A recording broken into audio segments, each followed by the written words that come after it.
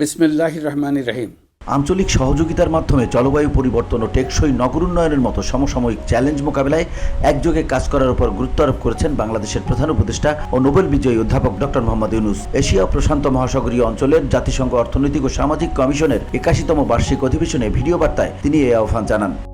Challenges like climate change, inequality, and urban stress extend beyond national borders, making regional cooperation necessary and indispensable.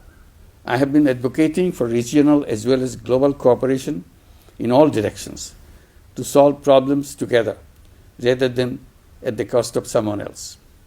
Let us strengthen our partnerships, mobilize the creativity of the young people, both girls and boys, to create new world of 3 zeros: zero net carbon emission, zero wealth concentration, and zero unemployment.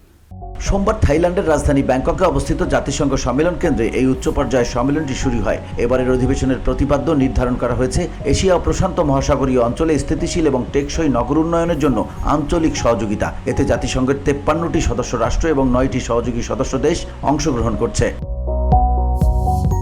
Bangladesh প্রতিনিধি দলের নেতৃত্ব দিচ্ছেন প্রধান উপদেষ্টার বিশেষ সহকারী doctor Anisuzzaman Chowdhury. প্রতিনিধি দলের মধ্যে সরকারি কর্মকর্তাদের পাশাপাশি উন্নয়ন পরিকল্পনায় যুক্ত বিশিষ্টজনরাও রয়েছেন।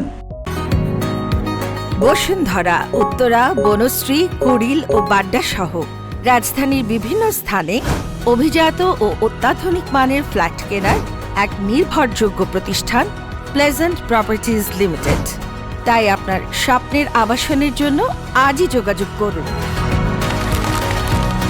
Pleasant Properties Limited, where destiny matches eventually.